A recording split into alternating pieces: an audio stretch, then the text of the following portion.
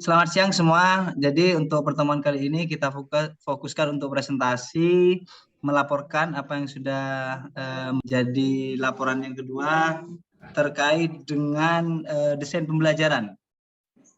Baik, untuk menyingkat waktunya, monggo untuk yang mau presentasi terlebih dahulu dari teman-teman yang mungkin sudah siap, kami aturkan.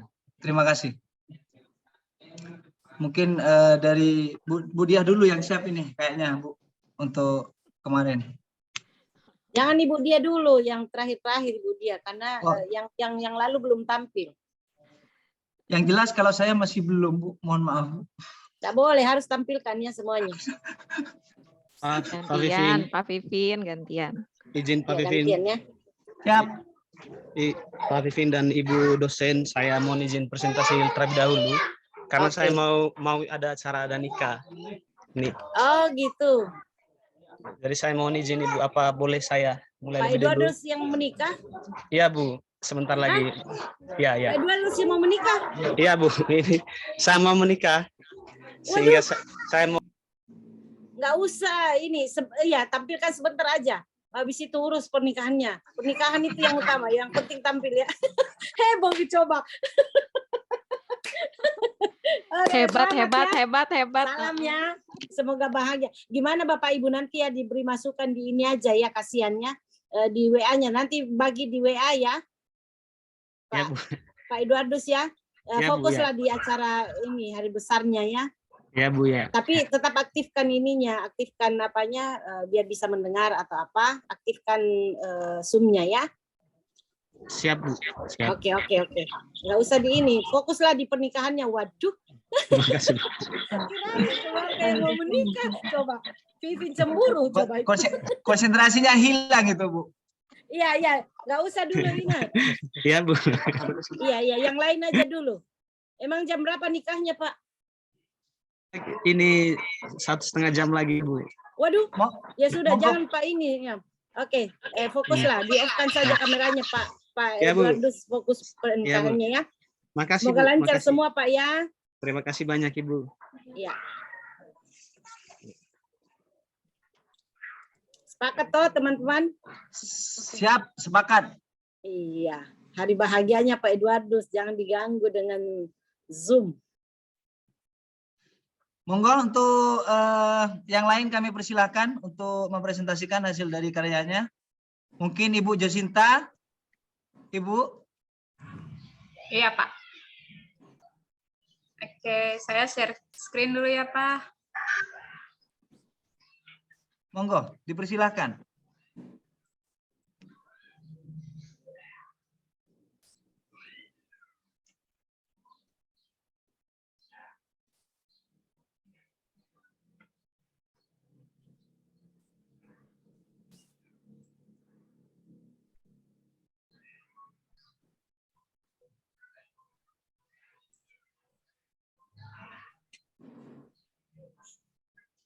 Oke, selamat siang teman-teman. Apakah sudah ada tampilan di layar?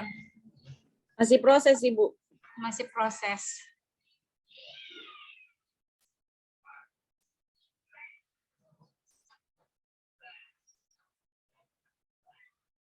Sudah bisa, Bapak Ibu? Belum Ibu. Belum Ibu Jacinta.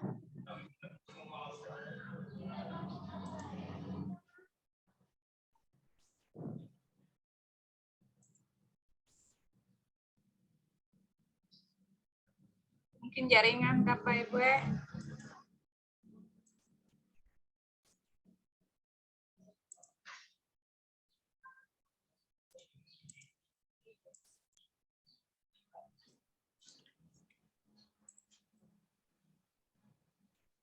Sudah Bapak Ibu? Sudah. Oke. Ya Bapak Ibu, ini laporan 2 yang saya buat dengan judul penerapan pembelajaran berdiferensiasi terhadap motivasi belajar fisika kelas 10 SMA Negeri 3 Kepulauan Aru. Itu judul yang saya buat Bapak Ibu. Iya. Ini di bab 1, Bapak Ibu, bab 1 ini seperti yang kita ketahui bahwa untuk mendapatkan bab 1 itu harus ada identifikasi masalah, eksplorasi penyebab masalah, dan penanganan masalah. Nah, ini identifikasinya Bapak Ibu. Ibu, ini latar belakang itu sebenarnya di situ kekuatannya. Coba mungkin enggak apa-apa ya, khusus untuk Ibu Yuni, Iya. Ibu siapa ya? Dibaca ya Ibu Josinta ya latar Iya, Ibu. belakang. Ya. Ditaruh kekuatan ya, Ibu. Bukan, sudah latar belakang, tapi maksud saya silakan dibaca semua tulisannya latar belakang Oh iya, Ibu. supaya kita bisa lihat ya. Iya, Ibu. Latar belakang di sini seorang guru tentu mengenal identitas muridnya. Setiap murid memiliki karakteristik yang berbeda-beda, baik itu kekuatan yang dimiliki murid kita, bagaimana gaya belajar kita, bagaimana gaya belajar mereka, apa minat mereka, terus siapa yang paling menyukai kegiatan belajar berkelompok, Stop Bu. Ini belum bahasa yang baku Ibu ya. Kemudian tanda baca masih banyak yang salah. Oh, iya. Itu tanda baca itu enggak bisa ya. Nanti Iya, Ibu. setelahnya baru spasi. Ya, kemudian gaya belajar jangan selalu gaya belajar tanda tanya atau semua, jadi pakai bahasa baku dan ada rujukannya. Oh iya, Ibu. Jadi cari rujukan Ibu, siapa yang mengatakan seperti itu. Jadi tulisan ilmiah itu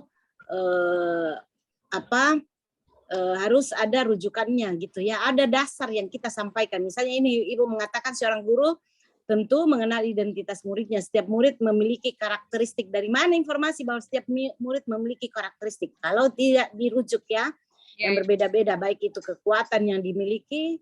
Nah, ini kekuatan apa ini? Masih ngambang yang dimiliki murid kita.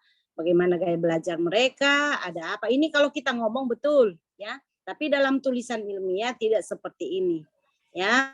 Jadi usahakan ada yang dicari rujukannya tentang informasi ini sehingga bahas kalimatnya nanti itu yang Ibu rubah gitu. Maksudnya supaya tidak plagiat ya. Dan kalau kita mengutip itu sebaiknya kutip sama dengan yang disampaikan, itu kita tidak disalahkan gitu ya. Iya. Ya, tapi jangan mengambil utuh karena itu plagiat gitu. Kemudian saran nih, bukan berarti saya ini ya, saya memberikan masukan, mungkin ada juga Bapak Ibu seperti ini, tolong ya diperhatikan tanda baca. Jadi bukan lagi posisi kita itu masih salah penempatan koma, masih salah penempatan titik, garis miring dan seterusnya. Kemudian bahasa itu harus bahasa yang baku. Ya Ibu ya, Ya, nanti Ibu. tambahkan referensinya dan diperbaiki bahasanya, pakai bahasa baku dan tanda baca ya yang benar. Oke, silakan dilanjut.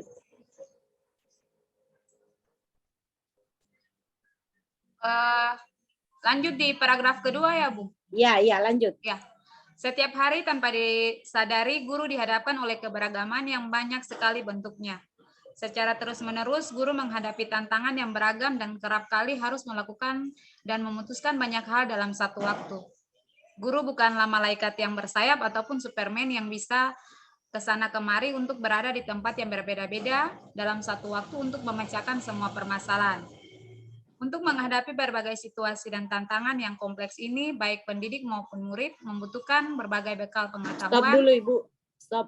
Kita harus konsistensi. Kalau kita katakan murid atau siswa, semuanya menggunakan kata siswa atau peserta didik. Jadi harus konsisten, satu isi makalah kita itu harus satu, jangan ada yang kita menggunakan siswa, ada yang menggunakan peserta didik, ada yang menggunakan murid. Ya, itu yang saya dapat di sini ya.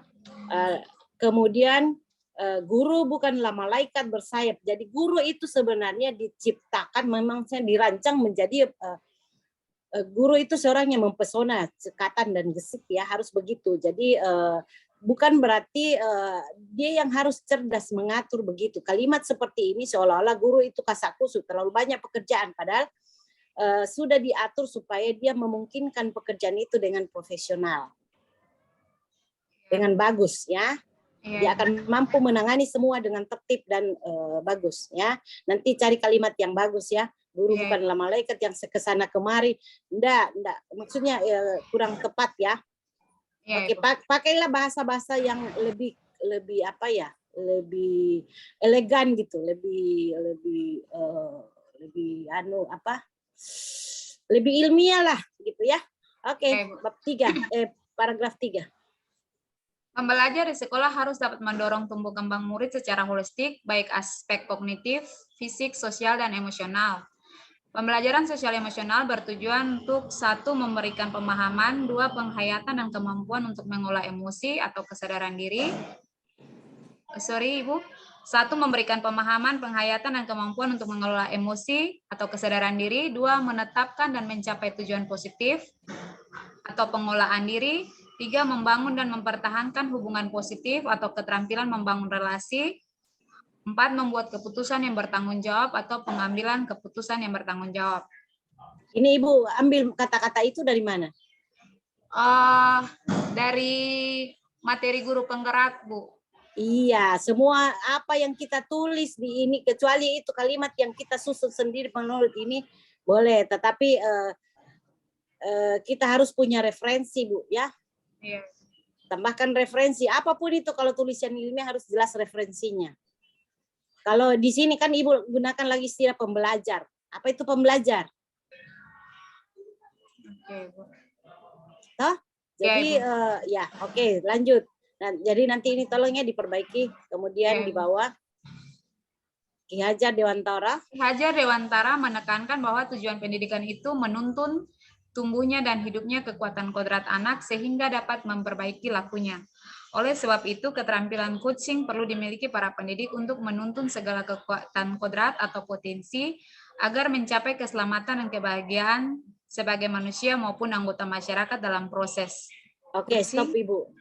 Ibu bicara tentang Ki Hajar Dewantara, tiba-tiba muncul coaching. Dari mana munculnya? Ya kan? Iya, Ibu, ya. Itu harus runut ya maksudnya. Iya, Ibu, ya. Kok tiba-tiba muncul coaching ya? Oke, belum nyambung. Oke, nanti diperbaiki juga. Iya, siap, Ibu. Ya. Jadi sorry ya kalau saya ini untuk semua juga ya, karena belum tentu juga semua sudah bagus ya. Oke, terus. Iya, Ibu. Masuk di tujuan kegiatan. Nah ini Bu, belum kuat dasarnya itu. Ibu mau tentang berdiferensiasi, tidak ada disinggung di latar belakang tentang berdiferensiasi. Apa sih itu berdiferensiasi? Apa pentingnya dan ini yang menurut ahli. Kemudian menunjukkan pemahaman tentang 5 kompetensi sosial emosional, yaitu kesadaran diri, pengelolaan diri. Nah ini yang harus juga ada rujukannya ini, supaya ini kutip toh pentingnya itu, cari yang pentingnya itu. Supaya kita biasa untuk bisa membuat tulisan yang bagus itu banyak di latar belakang, cari artikel yang tentang topik ini, cari-cari seperti itu ya, supaya runut. Mampu mengidentifikasi pengetahuan dan pengalaman yang menggambarkan peran mereka sebagai pendidik dalam, nah ini belum disinggung di latar belakang sedikit ya. Jadi bagaimana awal prior knowledge, itu kalau ada istilah asing ditulis miring Ibu ya, tentang proses pengambilan keputusan sebagai pemimpin pembelajaran yang berada di antara berbagai pemangku kepentingan pengetahuan awal. Tujuannya bagaimana mencapai tujuan itu, pengetahuan awal. Apa yang dilakukan nanti? Misalnya nomor 1 Ibu ya, tujuan kegiatan adalah menunjukkan pemahaman tentang yang dimaksud dengan pembelajaran seperti apa Ibu lihat nanti hasilnya ini. Apa yang dilakukan? Yang dilakukan itu kita mengambil angket atau salah satu tes tentang minat belajar siswa Ibu. Jadi pembelajarannya berbasis kebutuhan belajar siswa Ibu. Entah itu dia dalam bentuk audio, visual, kinestetik Ibu. Oh, jadi tujuan kegiatan adalah menganalisis apa kan ada tes diagnostik ya? Iya Ibu. Ya, masuk itu situ kan? Tujuannya adalah menunjukkan pemahaman orang yang dimaksud dengan pembelajaran. Maksudnya ini menunjukkan pemahaman tentang yang dimaksud dengan apa sih yang Ibu maksud pembelajaran berdiferensiasi? Yang di poin B Ibu. Jadi di sini dalam pembelajaran berdiferensiasi berarti kita lebih perlu menekankan 5 KSE Ibu, kompetensi sosial emosional. Jadi di antaranya ada kesadaran diri yang diperlukan untuk siswa, pengolahan diri, kesadaran sosial, keterampilan, dan tanggung jawab Ibu. Apakah itu bisa diterapkan di sekolah yang Ibu sudah lakukan? Bisa Ibu, 5 dia itu. dimasukkan di dalam RPP diferensiasi Ibu. Di dalamnya nanti ada di dalam tahap-tahap pembelajaran Ibu. Oke, itu berdiferensiasi kan mengelompokkan sesuai dengan gaya belajar mereka, Iya, hasil Ibu. tes holistik lah ya. Iya Tapi Ibu. memang berat ya mengelompokkan mereka. Itu mungkin kalau kelas yang memang misalnya orang tuanya berasal dari pekerjaan yang sama, kemudian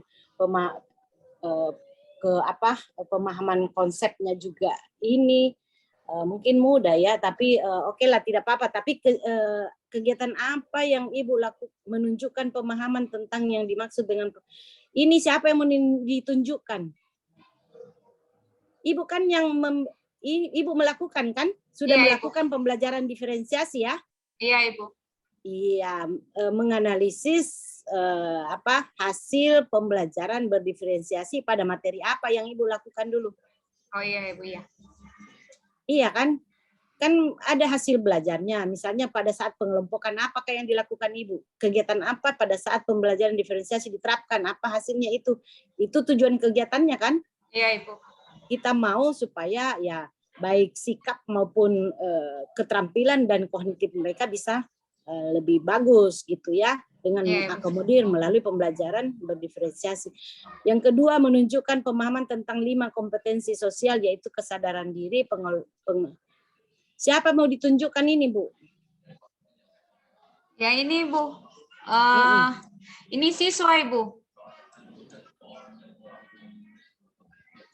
Hanya disampaikan bahwa ini kompetensi sosial. Kan guru toh? Iya Ibu. Ibu yang mengelompokkan kan, kemudian bagaimana mengajarkan seperti itu? Atau bagaimanakah? Apa yang dilakukan? Ini maksudnya saya yang buat, nanti hasilnya itu apakah siswa sudah menunjukkan adanya kesadaran diri, pengolahan diri, kesadaran sosial, dan rasa tanggung jawab di dalam iya. Jadi kalau begitu untuk menganalisis kompetensi sosial emosional, untuk menganalisis itu tadi, kesadaran diri, pengolahan diri. Jadi tujuannya adalah untuk menganalisis pemahaman tentang 5 kompetensi ya. Yang pertama di atas itu untuk apa? Bukan menunjukkan, bisa menggambarkan menganalisis hasil pemahaman.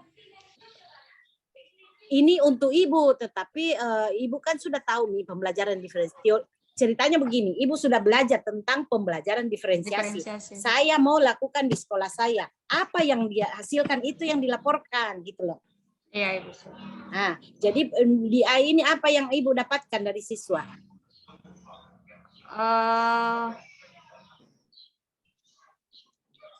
Di sini yang saya dapatkan itu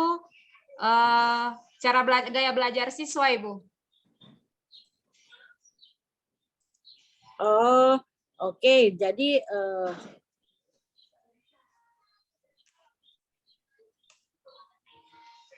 tujuannya adalah menganalisis hasil belajar ditinjau dari gaya belajar siswa.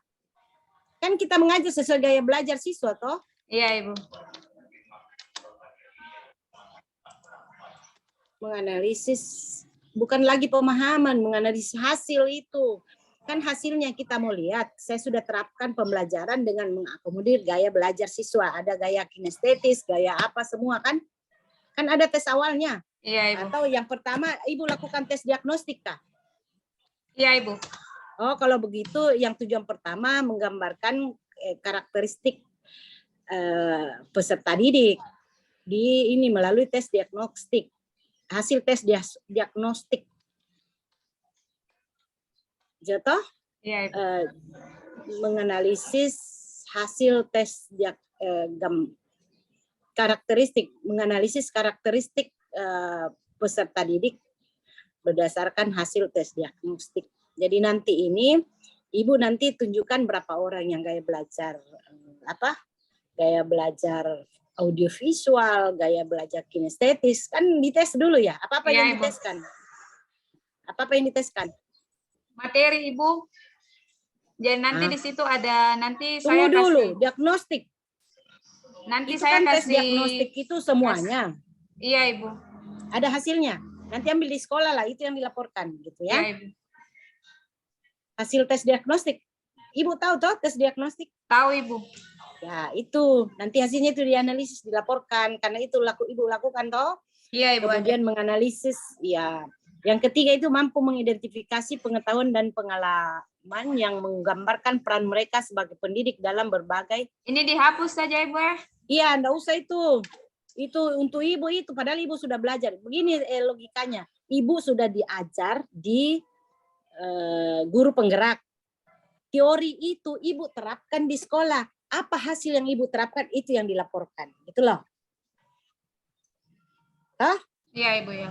Saya sudah tahu teorinya seperti ini. Misalnya harus ada tes diagnostik, kita harus mengajar berdiferensiasi dan apa lagi. Apakah konsepnya lagi yang lain itu, yang teorinya ini, materinya? Selain berdiferensiasi apa lagi untuk tugas kedua? Saya punya ini saja, Ibu. Diferensiasi. Oke. Manfaat kegiatan. Oke, mungkin cukup dulu ya. Nanti hasilnya ini yang dilaporkannya. Iya, Ibu. Sudah tahu toh menganalisisnya? Sudah, Ya, Ibu. dibuat gambarkan. Oke, stop nih, Bu. Yang lain lagi mungkinnya Pak Vivin. Sorry, saya mengambil alih langsung ya. Maksudnya kalau saya suka ini motong gitu, takut saya lupa gitu. Jadi jangan ada yang tersinggung kalau saya langsung to the point, karena Ya, Ibu. saya posisinya untuk memberi saran perbaikan. Semoga Bapak Ibu yang lain memperhatikan dan tidak terulang seperti itu. Ya. Oke, kembalikan Mas Vivin. Baik, terima kasih pemaparan dari Ibu Josinta Boger ya, Ibu. Iya, Pak. Mohon izin Ibu Pariyapti, apakah teman-teman bisa juga ikut berkomentar ini? Silakan, bagus kalau ada yang berkomentar ya. Mungkin dari teman-teman ada yang mau memberikan masukan atau apalah yang bisa menjadi nanti Ya, di-share lagi Ibu referensi itu dari ya. Ibu Josinta. Monggo teman-teman, kalau tidak ada, saya mau memberikan masukan ini. Satu saja. Siapa? Bukan Silakan. masukan ya, bukan masukan, karena juga saya belum selesai. Saya lebih senang, Pak. Ini Bu Josinta, ke judul Ya. saja dulu. Ke judul. Nah, ini judulnya penerapan pembelajaran berdiferensiasi. Ya. Padahal substansi yang ada di dalam laporan 2 itu ada 5 kan? Ada diferensiasi, ada KSE, ada coaching, ada pengambilan keputusan, ada kepemimpinan dalam pengembangan sumber daya. Artinya bahwa kalau ini menurut pemahaman saya, tapi juga bagaimana masukannya Ibu Pariyapti nanti terkait dengan hal ini. Jadi kalau hemat saya, judulnya ya, kasih saja desain pembelajaran inovatif. Karena yang akan dibahas pada desain pembelajaran inovatif itu bukan hanya pembelajaran berdiferensiasi saja. Di situ ada 5 substansi yang harus dibahas baik dalam latar belakang maupun di dalam bab 2-nya. Begitu mungkin. Terima kasih Ibu Josinta. Mohon tanggapannya juga untuk Ibu Pariyapti. Iya, saya sepakat ya. Jadi materinya tentang pembelajaran diferensiasi 1. Yang kedua apa? KSE itu Bu, ada coaching nanti, ada pengambilan keputusan sebagai pemimpin pembelajaran dan juga ada kepemimpinan dalam pengembangan sumber daya. Kalau judulnya seperti Bu Josinta ini kan lebih fokus pada pembelajaran berdiferensiasi. Bagaimana kalau judulnya itu judul desain pembelajaran inovatif begitu saja? Karena ini kan secara umum begitu. Kalau nanti seragam semua ya. Jadi kalau judul itu sebaiknya yang memang fokus apa sih isi yang mau disampaikan di tulisan itu. Ya, tapi nanti di dalamnya boleh ini misalnya pengambilan keputusan itu terkait dengan apa yang kita lakukan pada saat menerapkan pembelajaran berdiferensiasi. Itu kan bisa kita singgung di situ. Kemudian apa lagi? Kompetensi sosial emosional. Ya, karena nanti kan hasil tesnya juga nyambung, itu ya.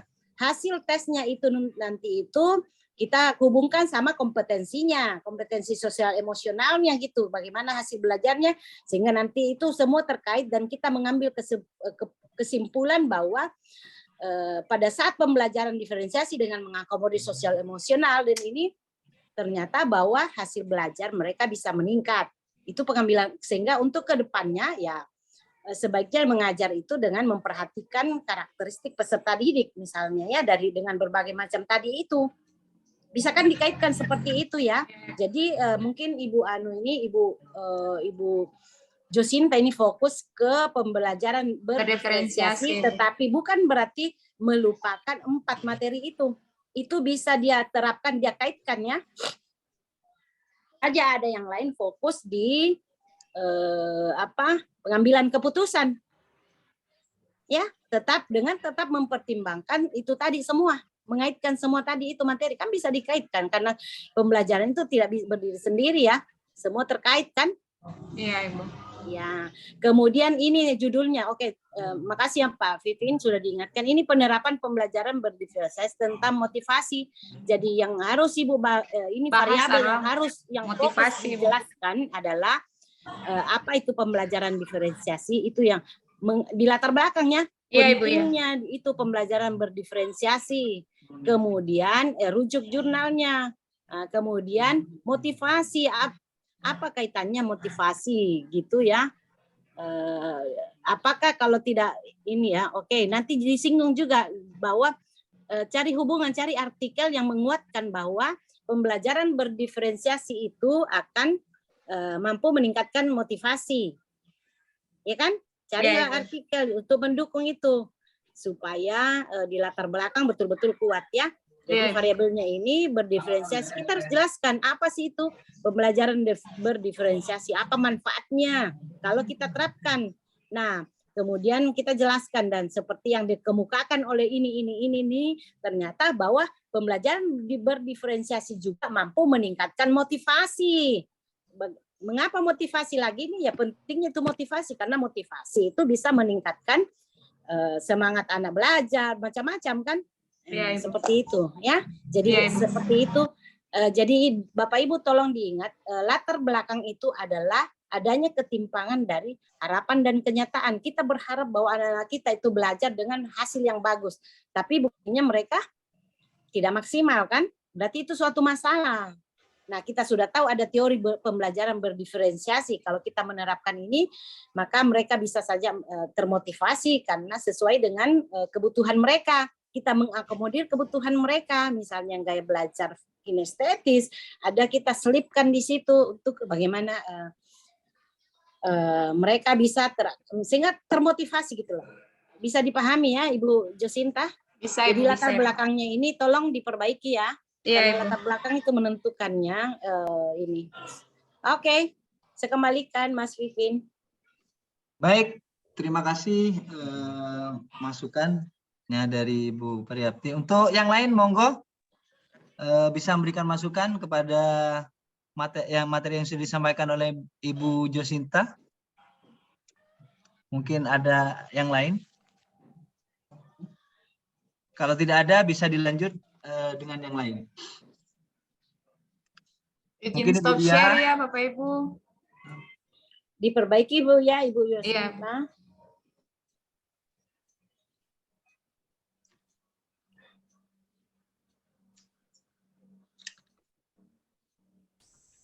Baik, terima kasih Ibu untuk presentasi yang kedua. Silakan teman-teman mungkin dari Ibu Yuniar, Ibu Petronella, atau Ibu mana? Ibu Yuniar?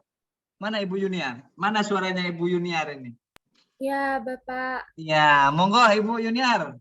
Semangat siang ini. Jangan loyo.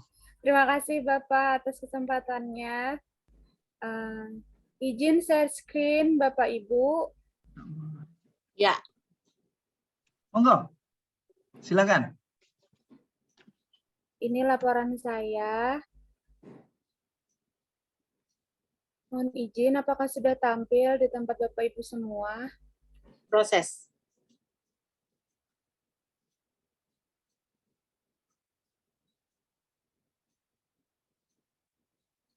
Ini saya sudah share screen, apakah terlihat Bapak Ibu? Sudah. Sepertinya Sudah terlihat. mute. Ya, terima kasih atas kesempatannya Ibu dosen, Ibu Pariyapti, dan juga Bapak Vivin sebagai moderator. Di sini saya akan menyampaikan untuk laporan 2, Desain Pembelajaran Inovatif. Saya Yuniar Fikriani Amalia dari Kalimantan Selatan. Di sini membuat judul laporan adalah implementasi pembelajaran berdiferensiasi untuk meningkatkan motivasi belajar fisika peserta didik kelas 10 di SMA Negeri 2 Barabai. Untuk judul tadi hampir mirip dengan Ibu Jacinta. Nah, kemudian saya lanjutkan kepada latar belakang. Latar belakang. Pendidikan adalah hal yang paling penting dalam hidup manusia, sehingga pendidikan merupakan prioritas dan wajib diselenggarakan untuk seluruh anak. Menurut Ki Hajar Dewantara, pendidikan harus disesuaikan dengan kodrat alam sebagai manusia seutuhnya dan kodrat zaman untuk meraih sukacita dalam hidupnya, serta anak dapat merasa merdeka atau bebas jiwa raganya dan pemikirannya. Setiap anak memiliki karakter, gaya belajar, dan motivasi Stop belajar. dulu Ibu. Ya, Kalau setelah koma itu spasi. setelah koma itu setelah. Setelah titik spasi. Ya, Ibu. Baik, bisa saya lanjutkan? Ya. Terima kasih. Setiap anak memiliki karakter, gaya belajar, dan motivasi belajar yang berbeda-beda.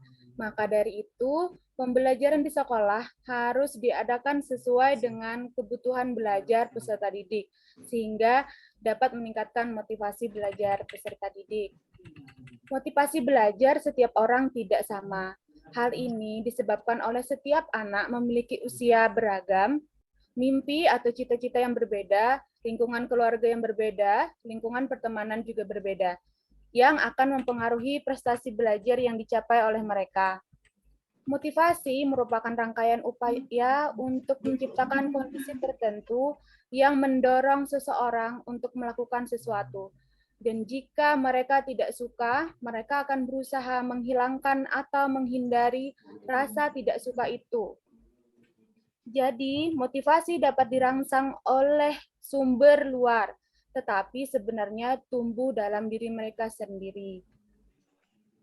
Sedangkan menurut Marshall, kebermaknaan, nilai, dan manfaat kegiatan belajar yang cukup menarik bagi siswa untuk melakukannya dikenal sebagai motivasi belajar. Jadi motivasi belajar yang tinggi akan sebanding dengan hasil belajar optimal yang didapat oleh anak. Begitu pula sebaliknya. Faktanya, di SMA Negeri 2 Barabai, motivasi belajar fisika tergolong rendah. Terlihat dari pembelajaran di kelas, peserta didik tidak semangat belajar fisika, mengantuk, tertidur dalam kelas, tidak dapat menjawab pertanyaan guru, tidak mengerjakan tugas fisika, dan sering keluar masuk kelas. Kondisi ini menyebabkan hasil belajar fisika anak rendah. Dari 30 peserta didik, hanya 40% peserta didik yang mencapai KKTP dan 60% belum tuntas. Padahal guru sudah menggunakan LCD untuk menampilkan video pembelajaran untuk merangsang motivasi belajar anak. Mohon maaf, Ibu, laptop saya nggak bisa scroll ke bawah sepertinya. Oke. Tapi kalau saya lihat ini sudah mulai bagus ya. Latar belakangnya sudah jadi membuat latar belakang itu dari yang luas mengerucut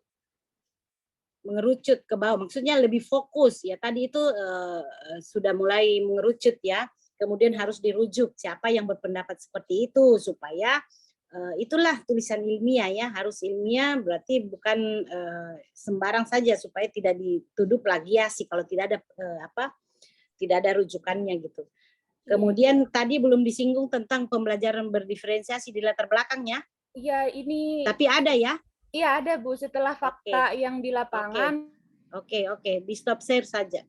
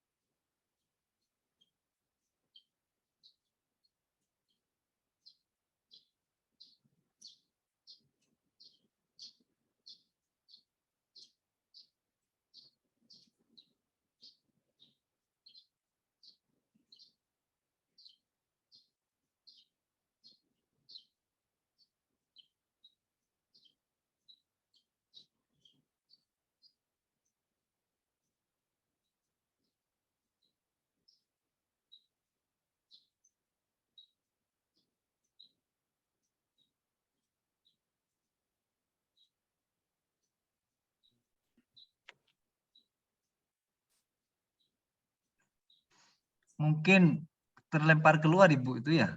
Ibu siapa dah? Ibu Yanuar. Tadi itu sudah bagus ya, maksudnya dia sudah mulai runut ya. Cuman ini lagi tanda baca itu tolong diperhatikan ya. Kita bukan lagi di posisi masih salah dalam bahasa Indonesia, tata bahasa ya. Oke, mungkin bisa dilanjut yang lainnya. Kalau latar belakang jangan lagi latar belakangnya, cukup tujuan kemudian apa yang dia selanjutnya Pak Vivin. Jadi itu Ibu. sudah ada masukan buat kita ya, mengoreksi hasil kerja kita nanti diperbaiki, masing-masing perbaiki. Oke, untuk bagian yang selanjutnya. Silakan lagi orang lain.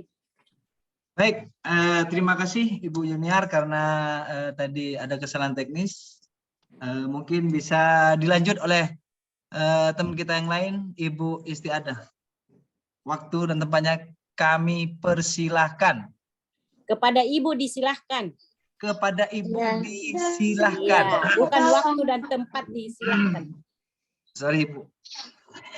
Sorry ya, saya suka begitu ya. Terima kasih Ibu. Terima kasih Bu atas kesempatannya.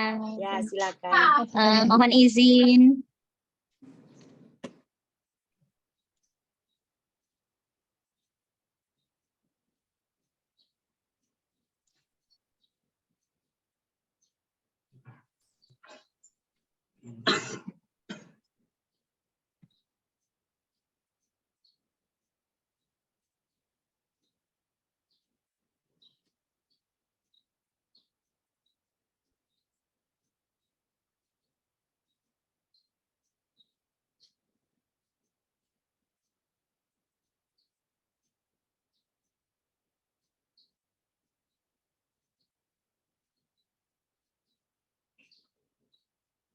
Bagaimana Ibu? Apakah sudah nampil Sudah. dari Judulnya dulu. Sudah tampil Bu, sudah tampil. Mohon izin untuk mempresentasikan. Ini punya saya belum selesai benar karena masih dalam proses pengolahan nilai juga. Ini saya ngambil judul untuk laporan secara umum saja, yaitu desain pembelajaran inovatif di SMK Negeri 1 Lempung Jaya, terkhusus pada mata pelajaran fisika. Nah, di sini Ibu, saran saya sebaiknya jangan desain saja, karena itu luas ya. Kira-kira fokus di bagian mana, tapi nanti dikaitkan semuanya. Pokoknya materi yang pilih saja materi 4 itu, tetapi dikoneksikan semua. Kalau desain kan banyak ya, semuanya kalau desain pembelajaran, iya. siap Ibu, nanti diperbaiki dulu. Iya.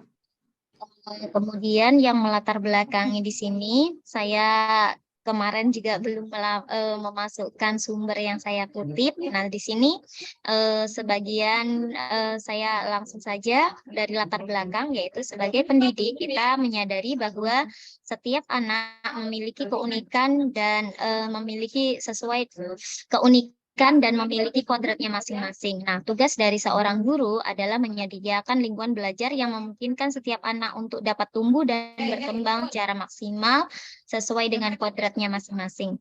Dan memastikan bahwa dalam prosesnya anak-anak tersebut merasa selalu bahagia dan selalu selamat dan bahagia. Nah, setiap murid yang duduk di kelas adalah individu yang unik dan menjadi dasar praktik pembelajaran inovatif dan efisien bagi murid. Dengan keyakinan bahwa Ibu, sebentar. Istilah yang dipakai sekarang murid, peserta didik atau siswa? sekarang murid.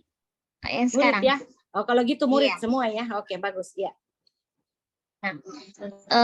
Dengan keyakinan bahwa setiap anak unik, kita harus mampu membuka mata terhadap keberagaman murid di kelas. Keberagaman murid dapat berupa murid dari keluarga yang kurang mampu mengakses teknologi, kemudian murid yang kesulitan memahami bahasa yang digunakan dalam kelas, kemudian murid yang bosan dengan keterampilan dengan yang diajarkan, dan murid juga sedang berjuang untuk mencoba memahami yang diajarkan. Murid hasil kerja bagus namun memiliki masalah sosial serta murid yang memiliki minat bidang tertentu dan lain sebagainya. Masih ada beberapa faktor yang lainnya sebenarnya. Kemudian ini dari hasil melakukan tes sebelum kegiatan pembelajar melakukan survei.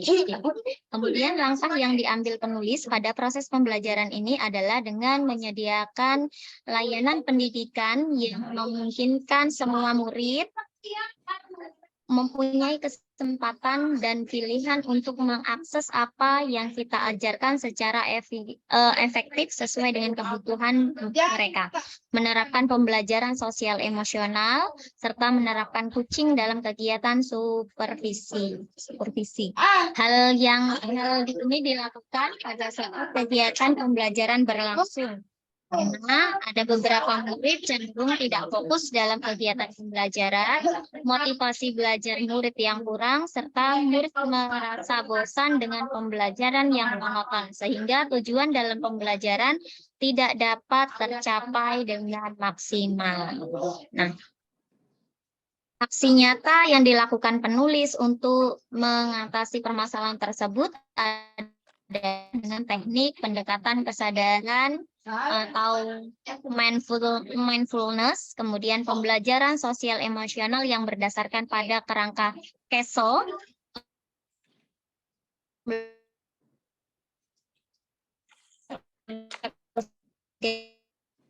berdasarkan pada pengembangan sumber daya. Dengan pendekatan ini, murid dapat melatih diri untuk fokus dalam pembelajaran, melatih sosial dan emosional murid, serta murid dapat melaksanakan pembelajaran sesuai dengan cara belajarnya masing-masing, sehingga tujuan pembelajaran dapat tercapai, serta menjadi murid yang menjadikan individu yang mandiri, selamat, dan bahagia. Untuk tujuan pembelajaran atau tujuan kegiatan di sini dari kegiatan aksi nyata yaitu meningkatkan fokus belajar murid dalam pembelajaran fisika dengan penerapan pembelajaran berdiferensiasi sehingga tujuan pembelajaran dapat tercapai. Kemudian yang kedua, meningkatkan motivasi dan hasil belajar murid terhadap pembelajaran fisika dengan pembelajaran yang inovatif. Kemudian yang ketiga, menerapkan coaching dalam kegiatan supervisi akademik murid. Kemudian yang keempat, melakukan pengambilan keputusan berdasarkan prinsip pemimpin pembelajaran serta pemetaan sumber daya. Kemudian yang kelima adalah berbagi praktik baik dengan rekan sejawat. Kemudian manfaat kegiatan. Tunggu dulu, Ibu. Tadi itu Ibu menggunakan teknik ya, ada yang teknik yang di latar belakang. Teknik apa itu digunakan? Ada di atas teknik. Oke. Kerangka berpikir, kerangka kasel. Iya. Sebaik di mana digunakan itu? Di kegiatan pada pembelajaran sosial emosional. Ada di tujuan itu? Di tujuannya tidak tertuliskan, Bu. Ada di sini hanya harus tambahkan karena itu di latar belakang masih dengan teknik ini. Nah, gitu. Gitu ya. Oh gitu ya, Bu. Iya, Karena Ibu siap, singgung Bu. kan? Berarti Ibu sudah menerapkan itu teknik itu, jadi harus ada tekniknya. Di bagian mana tadi masuknya itu? Berdiferensiasi atau apa? Motivasi kah? Coaching kah? Kayaknya coachingnya. Beda ya? Yang pokoknya ada yang masukkan di tujuan itu. Maksudnya diungkap di tujuannya itu menggunakan metode itu tadi. Kasel itu. Nah apalagi jaringan? Pak Vivin, kenapa itu jaringan lagi? Halo? Jaringannya Ibu Istiada mungkin ini.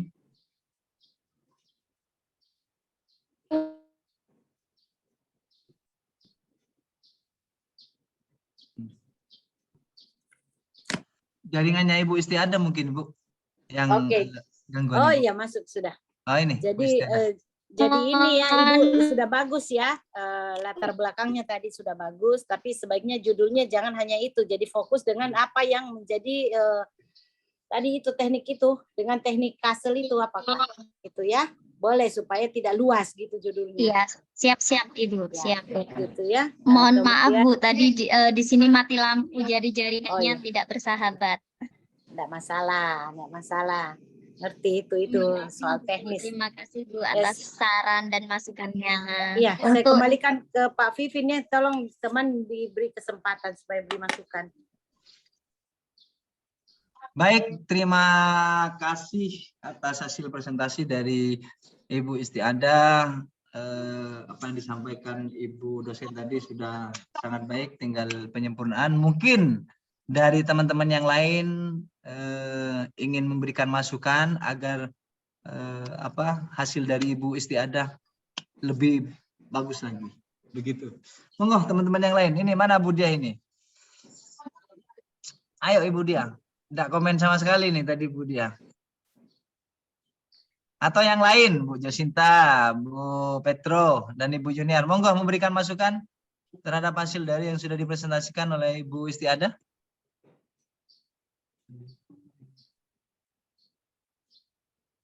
Lanjutlah kalau ini.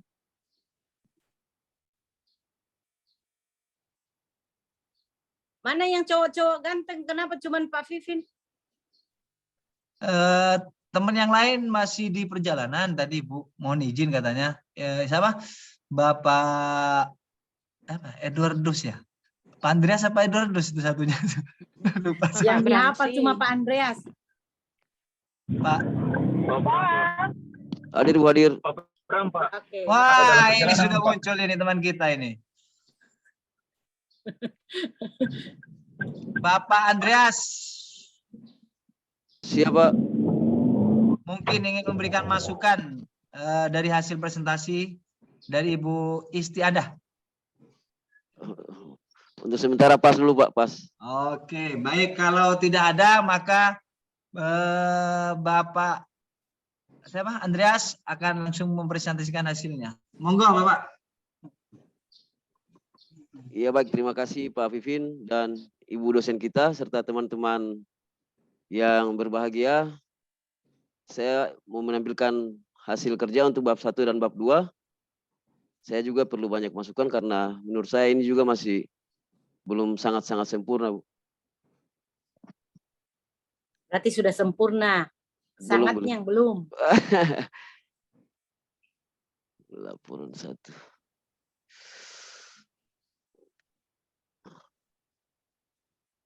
Iya Bapak Ibu sudah bisa dilihat kah?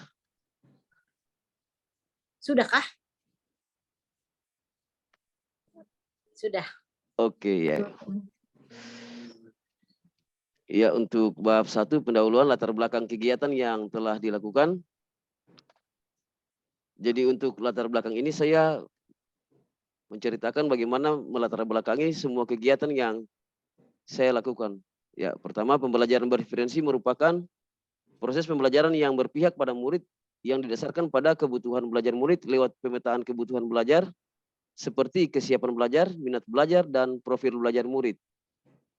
Dalam pelaksanaannya diperlukan 3 strategi khusus, yaitu diferensiasi konten, diferensiasi proses, dan diferensiasi produk. Stop.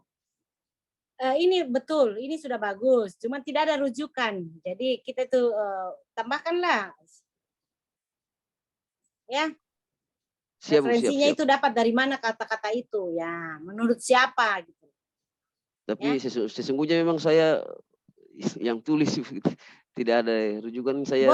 Boleh kita kalimat, tetapi kan dari mana Bapak tahu itu merupakan proses ini. Siap, siap. Nanti saya ambil. Kan ada kita ini ya.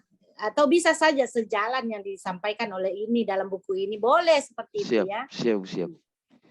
Boleh kalimat kita, kemudian juga menurut pendapat ahli, itu juga lebih menguatkan lagi kan? Oh betul Ibu, siap.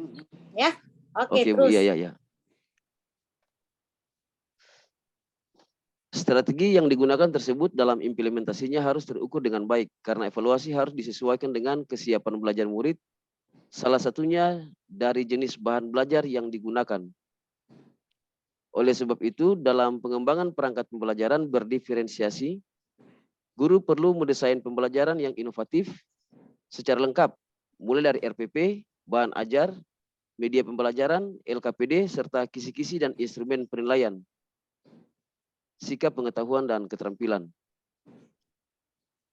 Dalam proses pembelajaran berdiferensiasi diperlukan juga pengintegrasian pembelajaran sosial emosional, karena hal tersebut berkaitan dengan perkembangan sosial emosional.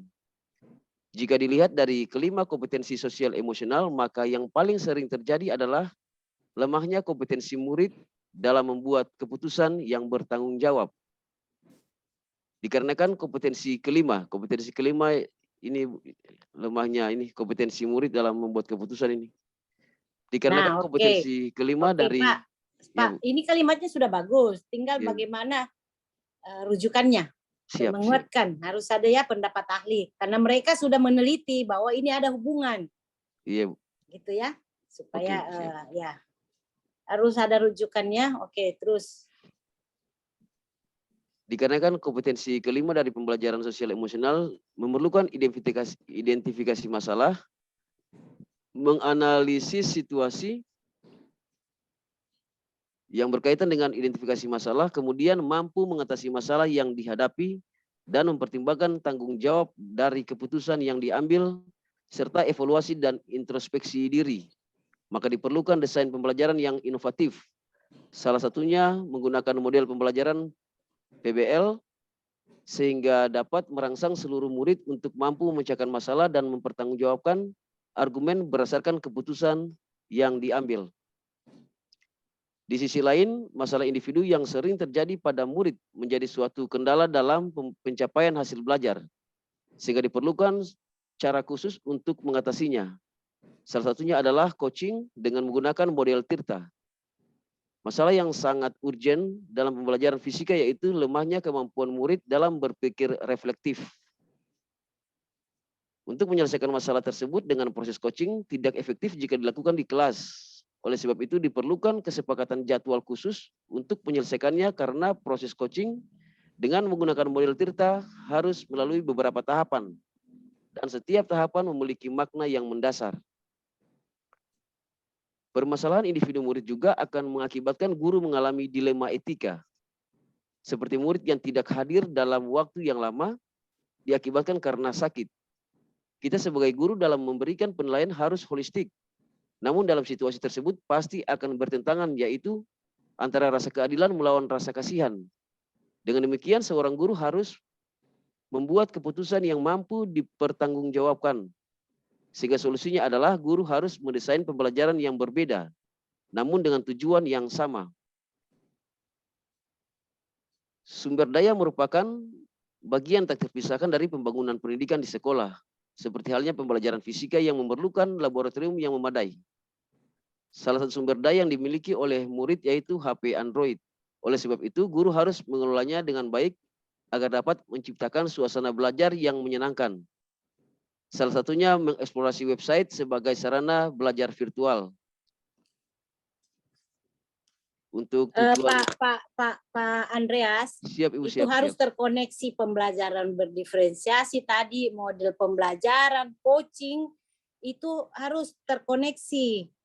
Ya, bukan menurut kita, kemudian bukan step-step, ini saya jelaskan lagi, ini sudah itu, ini lagi. Jadi dia hierarki, nyambung. Oh ya, siap Bu. Ya Pak ya? Iya Bu, ya. Ya, sudah bagus kalimatnya, tapi belum connect. Kok tiba-tiba bicara model, kok tiba-tiba bicara coaching, kok tiba-tiba pembelajaran berdiferensiasi, kok tiba-tiba belajar sosial emosional, gitu ya. Jadi kita harus hierarki, runut gitu ya, nyambung iya, Bu, ya. Gitu. Dengan bahasa. Siap. Nah itu keahlian ya, butuh keahlian memang. Tapi kalau dilatih pasti bisa. Iya Bu. Siap. Ya, oke Pak. Siap. Sudah bagus, cuman masih kurang rujukan. Kemudian masih per poin-poin, per paragraf. Walaupun dalam paragraf berbeda, tetapi paragraf 1 dengan paragraf 2 itu tidak bisa lepas gitu ya. Karena dalam satu namanya latar belakang, connect semua itu. Baik, ya? Bu, baik. Oke, walaupun ya kita tahu ya di pembelajaran kita bahas tentang model, kita bahas ini, tapi kita kasih nyambung itu bahasanya. Ya, Pak Andreas ya? Iya, Bu. Oke. Ya. Untuk tujuan kegiatan yang pertama, untuk meningkatkan motivasi belajar fisika lewat pembelajaran berdiferensiasi. Yang kedua, untuk menciptakan karakter murid yang bertanggung jawab dalam pengambilan keputusan. Yang ketiga, guru mampu menyelesaikan permasalahan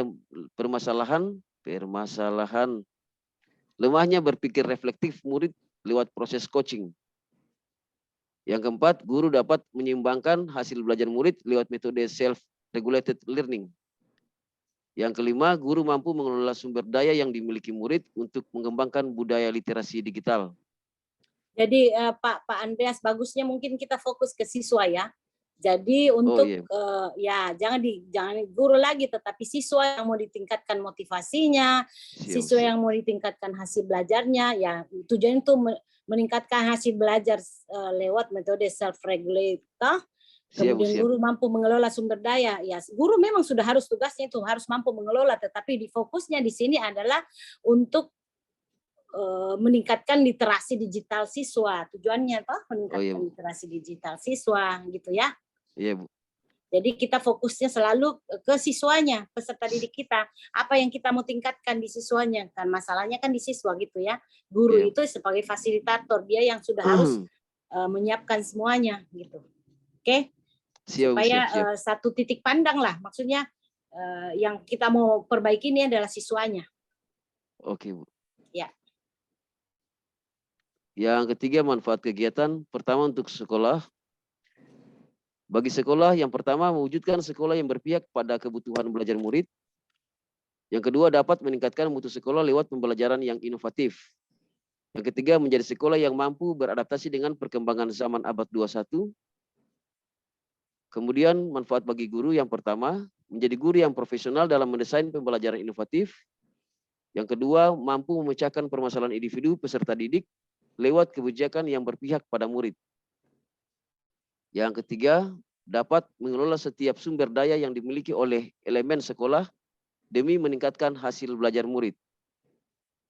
Manfaatnya bagi murid, yang pertama, dapat meningkatkan minat, motivasi, dan kemampuan berpikir kritis. Yang kedua, memiliki peningkatan hasil belajar secara maksimal.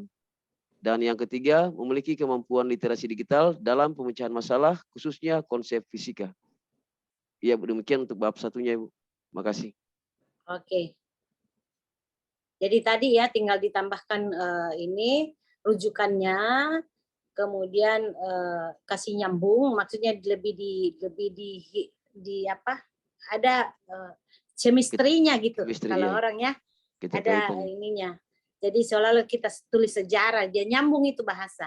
Kemudian yang ketiga ini tujuannya. Kemudian kembali lagi saya akan sampaikan bahwa kalau siswa ya siswa, kalau murid ya murid, peserta didik ya peserta didik ya. Tapi tadi Ibu siapa bilang, Ibu Yuniar bilang dipakai siswa sekarang. Oke? Pakai siswa semua, Bu. Iya, ya, Bu. Ya. Jadi dari awal sampai akhir itu kalau kita pakai peserta didik ya peserta didik. Kalau siswa ya siswa semua. Kalau murid ya murid semua. Di tulisan itu. Ya? Iya, Bu. Jangan ada yang pakai siswa, ada yang pakai murid, ada yang pakai peserta didik. Kalau saya pakai murid nggak apa, murid-murid. SMA ya? SMA ya, Bu. Pakai murid kah sekarang? Kita harus mengikuti perkembangan. Siap. Kalau saya di mahasiswa saya ya saya tekankan pakai peserta didik. Peserta didik Ibu masih pakai peserta didik. Masih pakai peserta didik Ibu. Iya, kalau saya di kampus kan selalu peserta didik ya. Kalau gitu ganti ya pakai peserta didik. Ya, Bu, siap. Oke. Dari saya cukup ya, dari teman-teman lagi, Pak Mas Vivin. Monggo dari teman-teman yang lain ingin memberikan atau bahkan bertanya atau bahkan juga memberikan masukan terhadap apa yang sudah disampaikan oleh Bapak Andreas Dev. Dari mana ada Pak? Dari Maluku, Pak, Maluku. Nah, dari Andreas Dev yang dari Maluku. Monggo teman-teman yang lain. Ibu dia belum apa saya mendengar komennya ini. Mana Ibu dia ini dah? Ibu dia lagi kalem. Ya, lagi slow, masih slow Bu dia. Ayo mungkin teman-teman yang lain. Kalau enggak ada lanjut lagi, ngapain tunggu yang lama-lama? Pak Vivin. Itu ada. Monggo Ibu Josinta Boger. Mungkin judulnya tadi belum dipaparkan tadi.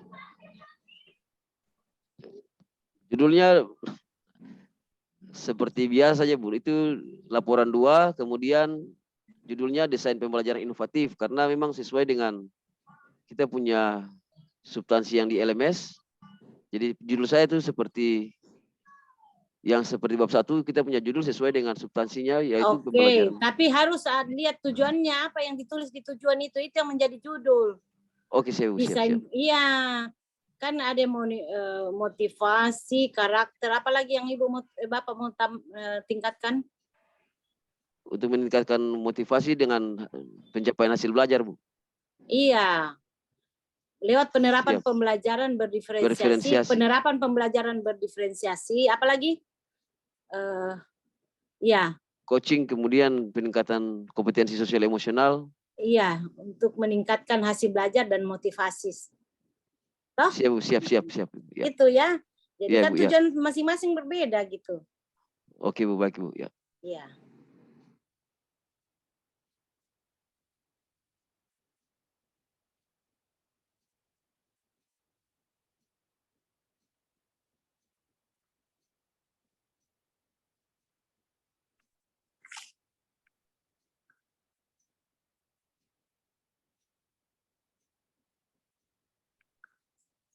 Boleh langsung bab 2 buka supaya mungkin bisa diperbaiki langsung, Bu.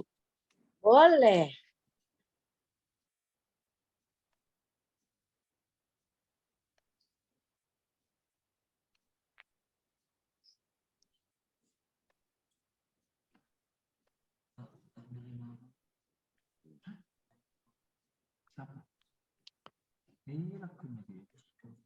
Ya, untuk pembahasan bab 2, yang pertama pembelajaran berdiferensiasi. Di sini saya mulai dengan hasil wawancara dengan rekan guru bahwa ya masalah yang dihadapi dalam pembelajaran yaitu rendahnya motivasi belajar pada mata pelajaran fisika, sehingga terdapat beberapa alternatif solusi untuk menyelesaikan masalah tersebut. Yang pertama, guru harus melakukan pembelajaran yang inovatif, kemudian guru harus mengembangkan media pembelajaran, serta sumber belajar, serta pembelajaran harus bersifat kontekstual. Menurut Yuda SFA 2016, untuk meningkatkan kualitas pembelajaran, guru perlu membekali diri dengan berbagai pengetahuan dan teknologi pembelajaran. Salah satu alternatif solusi untuk mengatasi permasalahan tersebut yaitu menghasilkan bahan ajar berkualitas yang dapat digunakan sebagai sumber belajar bagi siswa untuk mengkonstruksi pengetahuan fisika. Selain itu, menurut Santoso, penerapan model PBL berbantu alat peraga dapat meningkatkan aktivitas belajar, motivasi belajar, dan kemampuan pemecahan masalah siswa. Oleh sebab itu, solusi yang relevan untuk ditindaklanjuti yaitu saya mendesain pembelajaran berdiferensiasi yang mengintegrasikan model pembelajaran problem-based learning. Ini bisa jadi judulnya. Siap. Dengan pendekatan kontekstual serta menggunakan video sebagai media pembelajaran. Pemilihan solusi tersebut dikarenakan pembelajaran yang dilakukan mengutamakan diferensiasi konten, proses, dan produk. Kemudian model, media, dan pendekatan yang digunakan dapat meningkatkan motivasi belajar murid, serta mampu merangsang murid untuk melakukan pemecahan masalah secara nyata yang berkaitan dengan konten atau materi, dan didukung oleh kemampuan guru mengoperasikan TIK dalam pembelajaran. Dengan demikian, rencana aksi nyata yang saya lakukan adalah saya membuat RPP berdiferensiasi, bahan ajar, media pembelajaran, LKPD, serta kisi-kisi. Selain itu juga saya mengembangkan... Kisi-kisi apa? Dijelaskan. Kisi-kisi soal. Selain itu juga saya mengembangkan instrumen penilaian, pengetahuan, keterampilan sebagai alat evaluasi dari tindakan aksi nyata yang dilakukan. Kemudian bagian kedua untuk pembelajaran sosial emosional, ini berdasarkan hasil observasi berkaitan dengan sosial emosional. Terdapat beberapa masalah. Salah satunya adalah kompetensi murid masih kurang dalam membuat keputusan dan bertanggung jawab. Hasil tersebut terlihat ketika murid mempresentasikan hasil kerja yang nampaknya asal-asalan. Artinya hasil kerja tersebut tidak didasari dengan rasa tanggung jawab untuk sungguh-sungguh mempertimbangkan benar atau salah. Oleh sebab itu terdapat beberapa alternatif solusi untuk menyelesaikan masalah tersebut. Dalam pembelajaran, guru harus mengintegrasikan pembelajaran sosial emosional. Kemudian guru juga harus menggunakan berbagai model, strategi, atau pendekatan pembelajaran yang dapat merangsang siswa secara langsung untuk menunjukkan rasa tanggung jawab yang penuh ketika mengerjakan tugas dan mempresentasikan hasil pekerjaan. Selanjutnya, guru harus memberikan pembinaan khusus tentang cara membuat keputusan yang bertanggung jawab. Menurut Fauzan, model PBL tidak hanya mementingkan aktivitas peserta didik secara individu, tetapi juga kontribusi terhadap kelompok, sehingga dapat mengoptimalkan kerjasama antar anggota kelompok. Hal ini dapat melatih peserta didik untuk lebih bertanggung jawab terhadap tugas yang diberikan dalam kelompoknya. Kemudian menurut Wijaya, model PBL menuntut siswa untuk lebih aktif, kritis, dan bertanggung jawab dalam proses pembelajaran sehingga dapat melatih siswa dalam menemukan gagasan baru. Oleh sebab itu, solusi yang relevan untuk menindaklanjuti penyelesaian masalah tersebut yaitu saya mendesain pembelajaran menggunakan model pembelajaran problem based learning dengan mengintegrasikan pembelajaran sosial emosional, khususnya pada kompetensi membuat keputusan bertanggung jawab. Pemilihan solusi tersebut dikarenakan pembelajaran dengan model PBL dan pengintegrasian sosial emosional dapat membuat pilihan konstruktif yang benar. Kemudian dapat pula meningkatkan kemampuan murid untuk menganalisis masalah dan cara mengatasinya.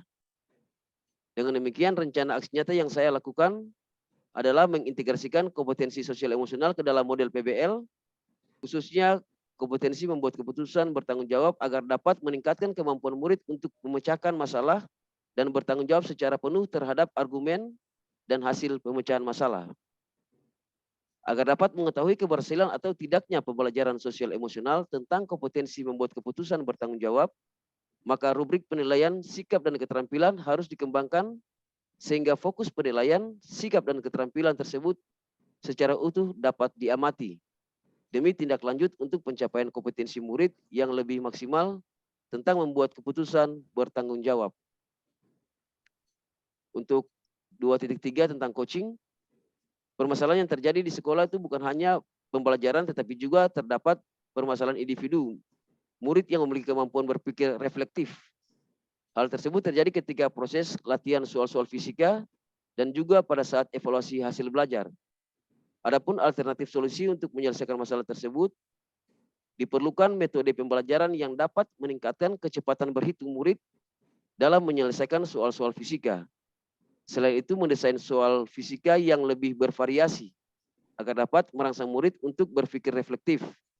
Kemudian guru melakukan coaching bagi murid yang mengalami masalah tersebut. Menurut Fitriani, soal-soal yang dianimasikan dapat memberikan gambaran tentang persoalan yang dinyatakan, memahami maksud dan isi soal, serta gambaran masalah menjadi lebih jelas. Apabila siswa dapat memahami soal dengan baik dan jelas, maka siswa akan lebih mudah menyelesaikan persoalan dengan baik pula. Sehingga kemampuan berpikir reflektif siswa akan semakin baik dan meningkat. Oleh sebab itu, solusi relevan yang dapat ditindaklanjuti adalah saya melakukan coaching dengan menggunakan model Tirta. Pemilihan solusi tersebut dikarenakan coaching dengan menggunakan model Tirta sangat efektif dalam menyelesaikan permasalahan yang khusus dialami murid secara langsung dalam proses pembelajaran. Dengan demikian, rencana aksi nyata yang saya lakukan adalah membuat coaching kepada para murid yang mengalami masalah rendahnya berpikir reflektif. Tahapan pertama yang dilakukan dalam proses coaching adalah membuat kesepakatan untuk mencapai tujuan yang ingin dicapai. Selanjutnya melakukan identifikasi masalah dengan menanyakan beberapa pertanyaan. Dalam tanda kutip, hal-hal apa saja yang menyebabkan masalah tersebut dapat terjadi. Kemudian seberapa jauh masalah tersebut sudah terjadi. Selanjutnya, usaha apa saja yang pernah dicoba agar masalah tersebut dapat terselesaikan. Tahapan berikutnya yaitu menanyakan tentang kekuatan atau potensi apa saja yang ada pada murid. Kemudian membuat komitmen rencana tindakan yang harus dilakukan agar masalah dapat terselesaikan.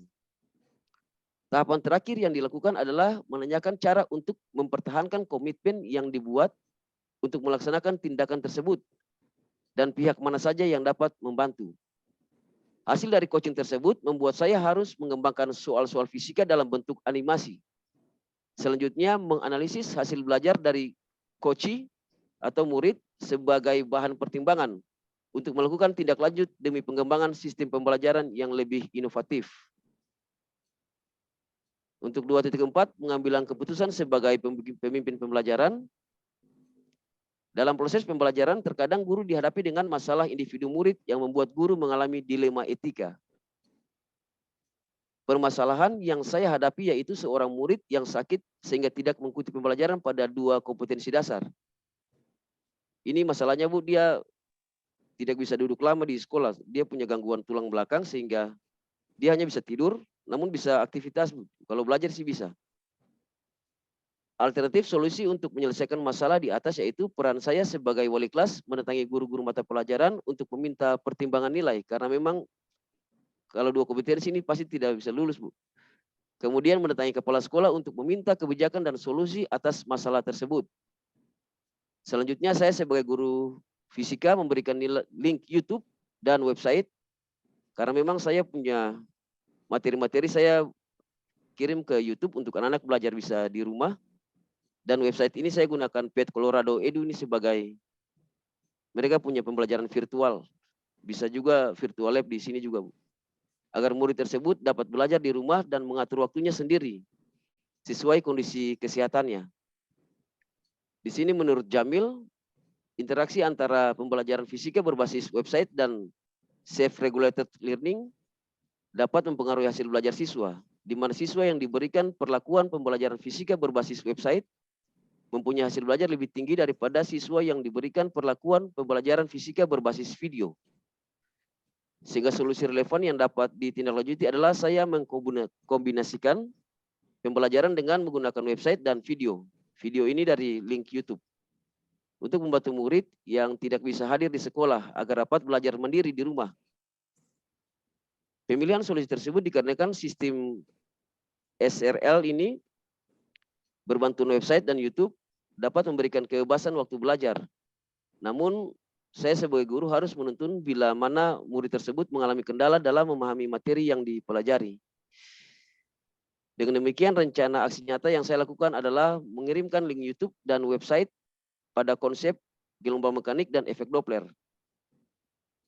Keputusan tersebut sudah diuji lewat 7 langkah pengujian, mulai dari kita menggali nilai-nilai yang bertentangan sampai dengan membuat investigasi opsi trilima. Selanjutnya, keputusan tersebut saya lakukan berdasarkan unsur keberpihakan pada murid. Kemudian juga berdasarkan paradigma keadilan melawan rasa kasihan. Tetapi dengan prinsip berpikir berbasis hasil akhir. Hasil akhirnya ini adalah nilai rapotnya, Bu. Selanjutnya untuk proses evaluasi, saya membuat soal evaluasi dengan tingkat kompetensi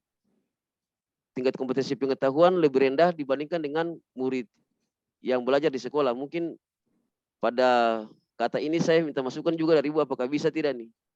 Kalau kita buat soal evaluasi, kompetensinya lebih rendah karena dia belajarnya di rumah, Bu. Tidak tatap muka dengan saya secara langsung. Jadi ya kompetensi itu harus seragam ya, baik yang di sekolah yang ya itu kan harus dicapai supaya naik kelas ya kompetensi itu dia harus kuasai. Kalau kita turunkan kan berarti ini makanya itu walaupun dia belajar di rumah bagaimana supaya media yang kita berikan itu mereka bisa kuasai mencapai kompetensi yang sudah digariskan, dituliskan ya seperti itu ya. Bukan berarti mereka ini kita memudahkan, tidak, kita usahakan mengakomodir dengan memfasilitasi mereka bagaimana supaya menguasai kompetensi itu lewat video, simulasi atau apa. Bapak tadi mengatakan ya ada video, ada di YouTube, ada berbasis web juga ya. Iya, nah, siap, Bu, iya, siap. jadi jangan turunkan kompetensinya. Oke, Bu, siap. Berarti ini saya hapus saja, Bu, supaya Iya. kompetensi pengetahuan lebih rendah ini dihapus lebih rendah.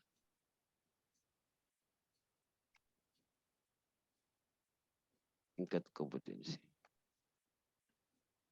Mereka maksudnya berkebutuhan khusus itu bukan berarti kita ini ya paling tidak ya standarnya untuk naik kelas ini ya ini. Iya, Bu, ya. Kalau kompetensi itu mereka tidak capai, berarti kita menjadi masukan lagi buat kita, berarti masih mereka belum mampu lewat itu. Oke, Belum baik, cukup lewat misalnya YouTube, harus YouTube, dijelaskan lagi secara ini, atau bikin modul pendampingan lagi, latihan modul. soal gitu ya. Siap, Bu, siap, siap. Untuk pemimpin dalam pengelolaan sumber daya, saya mendesain pembelajaran yang inovatif. Diperlukan suatu cara pengelolaan sumber daya yang baik seperti di sekolah kami yang memiliki sumber daya dalam penunjang proses pembelajaran seperti TV LCD yang ukuran 45 inch di setiap ruang kelas, dan sebagian besar murid sudah memiliki HP Android. Kemudian sebagian besar guru sudah memiliki laptop dan mampu mengoperasikan aplikasi dan web untuk pembelajaran digital. Namun masalah yang dihadapi dalam pengelolaan sumber daya itu peserta didik yang memiliki HP Android tidak memanfaatkan sumber daya tersebut sebagai sarana pembelajaran. Ini terkesan mereka hobinya main game saja, Bu. Pakai HP pulsa datanya untuk main game, kurang pakai untuk proses pembelajaran. Sehingga proses literasi digital belum dapat berjalan dengan maksimal. Adapun alternatif solusi untuk menyelesaikan masalah tersebut di atas, yaitu pemanfaatan website petcolorado.edu dalam proses pembelajaran fisika.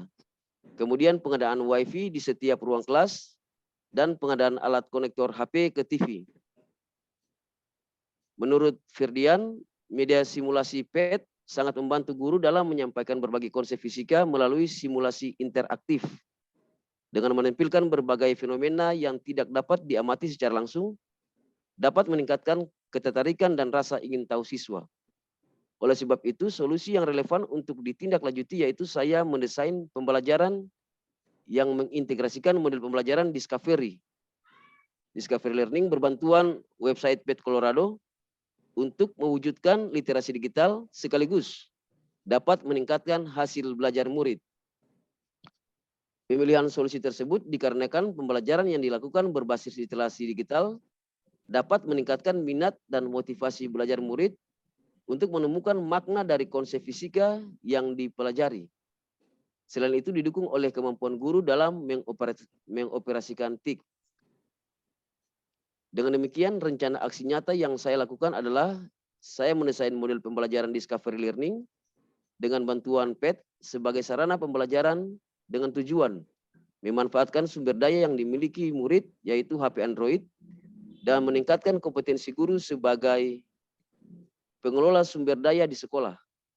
Selain itu juga saya mengembangkan instrumen penilaian sikap, pengetahuan, dan keterampilan sebagai alat evaluasi dari tindakan aksi nyata yang saya lakukan. Terima kasih, Bu, atas perhatiannya. Demikian untuk presentasi pada bab 2. Oke, baik. Terima kasih. Izin ya Pak Vivitnya, moderator. Pak Andreas, Siap, ini Ibu. tadi pembahasannya. Memang belum mengajar ya? Ya, Bu. Belum menerapkan?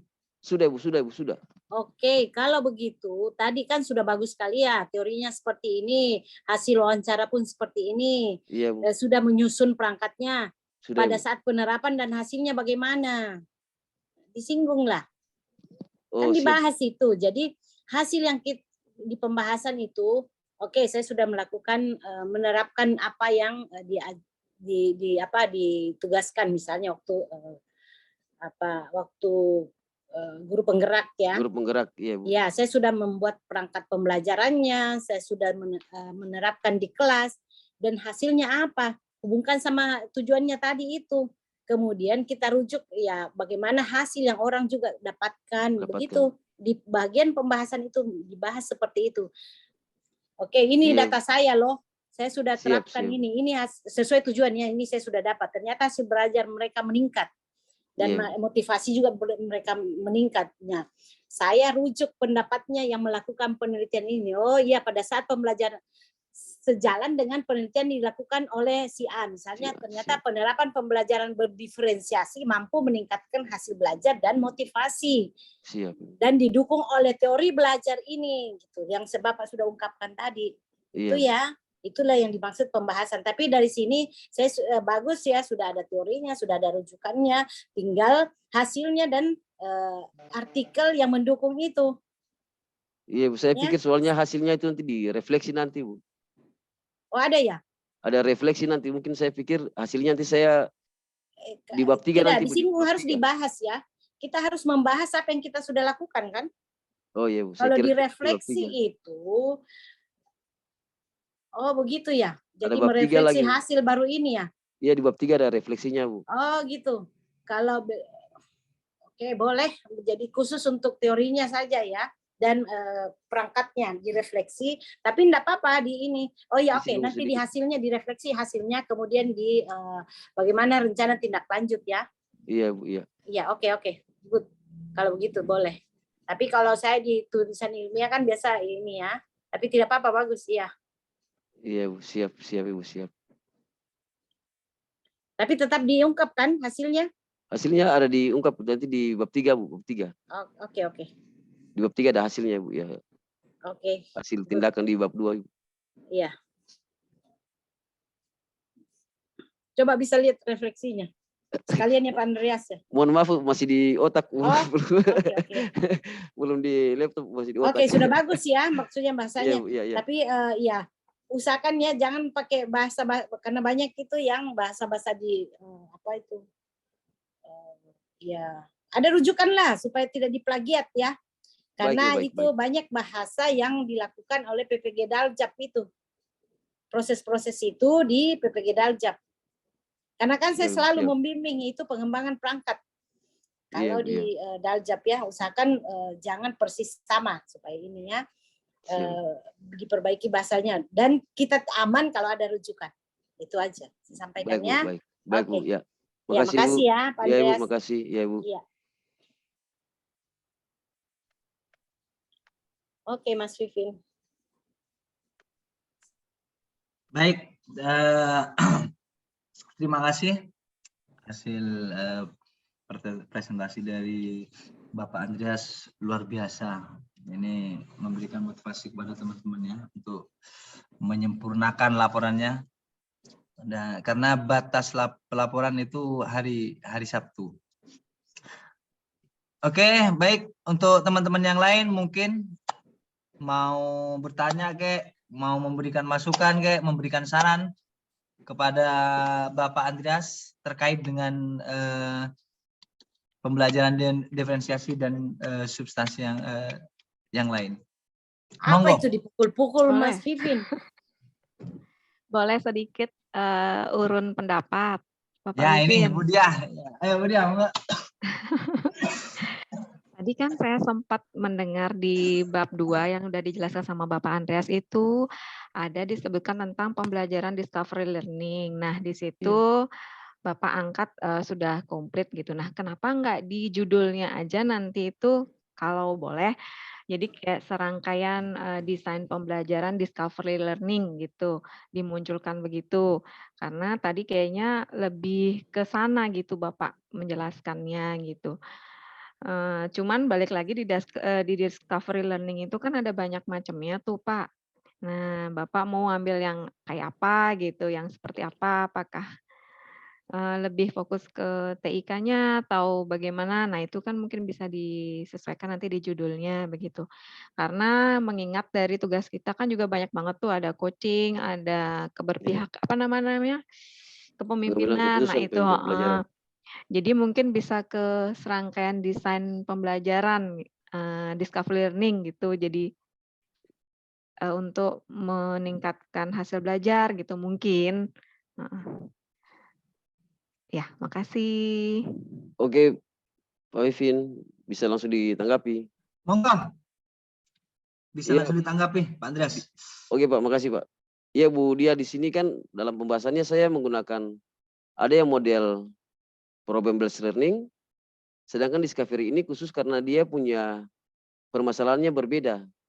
Saya menggunakan PET ini sebagai alternatif untuk virtual lab. Jadi menggunakan lab virtual, memanfaatkan sumber daya yang dimiliki murid yaitu HP Android, sehingga kita tidak masuk di lab lagi, kita langsung eksperimen menggunakan HP. Oke, ya. Menurut saya lebih pantas kita pakai discovery daripada PBL begitu. Oh, berarti ini Sedangkan fokus. Iya, Difokus di ininya aja ya. Oh, berarti serangkaian desain pembelajaran inovatif berarti jadi jatuhnya ya? Siap. Serangkaian. Gitu. Ini kayak sama dong kayak saya serangkaian nanti.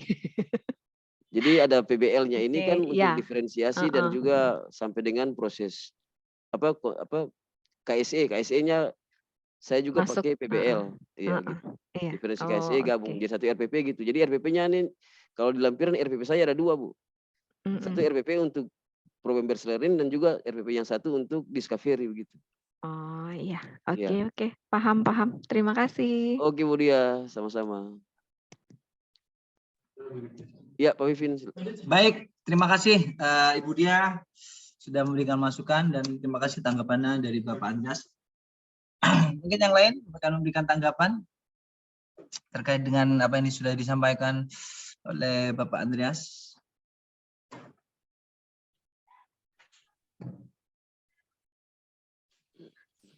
Oke, kalau dikira cukup untuk presentasi yang Pak Andreas, Oke, terima kasih maka Pak. kami akan lanjutkan dengan yang lain. Iya, terima kasih Pak Vivin. Sama-sama Bapak Andreas.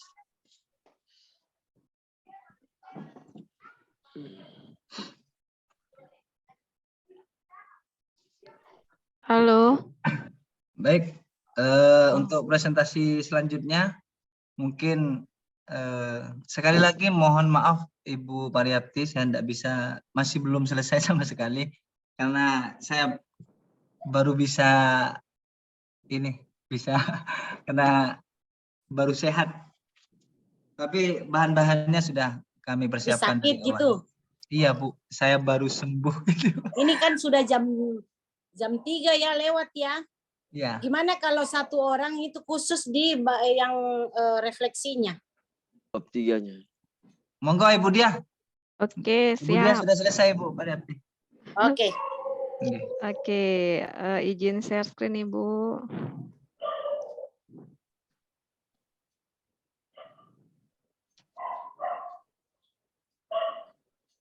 Sudah ya Ibu, Bapak?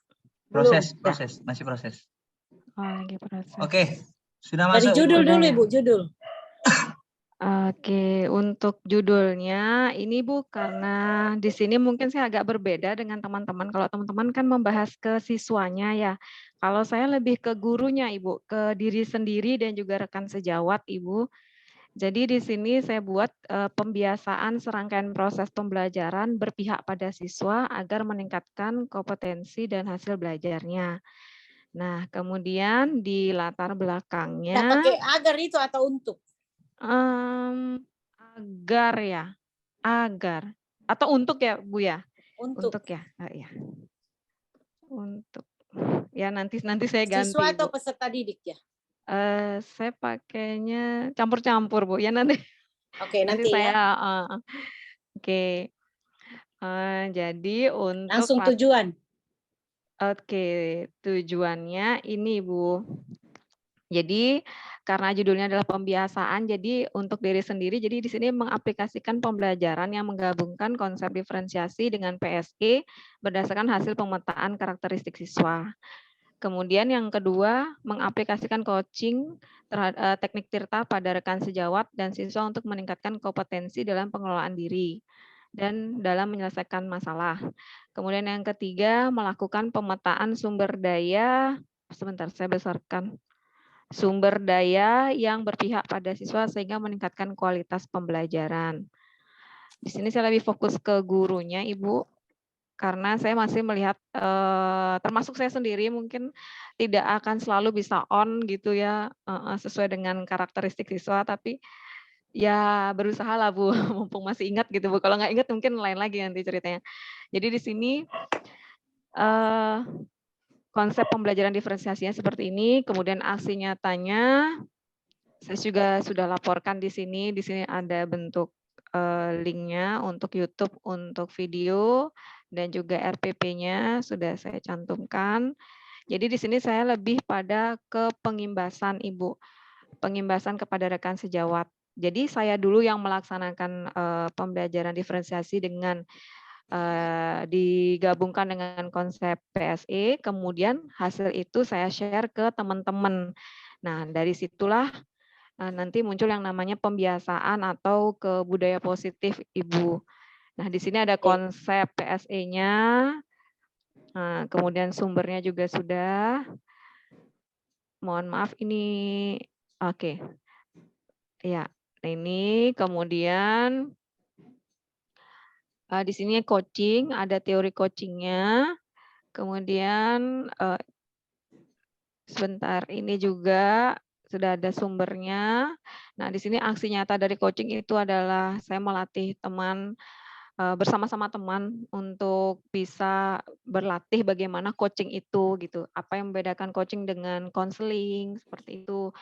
Kemudian dampaknya yang dirasakan oleh siswa adalah yang dirasakan jadi ada 2 di sini oleh siswa dan juga rekan sejawat. Jadi mereka lebih paham dan lebih belajar lagi mengelola dan menyelesaikan masalahnya sendiri. Jadi kita membangkitkan kemampuan yang ada di dalam diri seseorang. Jadi mereka akan sangat sadar bahwa mereka tuh sebenarnya bisa melakukan untuk menyelesaikan masalah mereka sendiri. Kemudian berikutnya di pengambilan keputusan. Jadi di sini saya pun sendiri berlatih untuk bisa mengambil keputusan itu sesuai dengan tahapan-tahapan yang sudah diberikan di materi. Contoh misalnya di sini dengan pendekatan inquiry apresiatif bagja mungkin. Kemudian yang 9 tahapan itu, 9 langkah pengujian. Nah, di sini aksi nyatanya saya rangkum di sebuah video. Kemudian dari sini pembelajaran yang bisa diperoleh adalah seperti ini. Jadi dalam pengambilan keputusan sebaiknya kita sebagai pemimpin itu benar-benar mengikuti tahapan itu karena kita bisa lebih bijaksana dan tepat nantinya akan dalam mengambil keputusan. Kemudian kolaborasi itu sangat penting dalam coaching dan tahapan pengambilan keputusan. Kemudian yang berikutnya pemetaan sumber daya sekolah. Untuk pemetaan ini juga saya lakukan bersama dengan tim manajemen sekolah, yakni para wakil kepala sekolah. Kemudian dari sini juga saya baru tahu artinya, oh seperti inilah kemampuan sekolah untuk bisa mengembangkan pendidikan ke depannya. Nah, di sini kami pun berusaha merancang program-program yang benar-benar berpihak pada siswa. Mungkin selama ini kita merancang program hanya berdasarkan pada program-program yang telah kita buat sebelumnya. Jadi kalau udah dibuat 20 macam program, ya udah 20 aja. Nah, kita belum telusuri betul, ini benar nggak sih berpihak sama siswa apa enggak, kayak gitu. Jadi seperti itu Ibu, kemudian untuk direfleksinya, jadi untuk yang pertama, pada aksi nyata ini telah dilakukan proses pembelajaran diferensiasi dengan menyelipkan konsep PSE di dalamnya. Dari semua aksi itu terkait dengan pembelajaran adalah berubahnya paradigma penulis. Jadi penulis juga mengalami perubahan paradigma dan juga rekan sejawat pendampingan terkait konsep diferensiasi dan PSE. Jadi karena di sini saya bersama tim manajemen juga ikut mendampingi para guru yang akan melaksanakan RPP diferensiasinya di kelas gitu.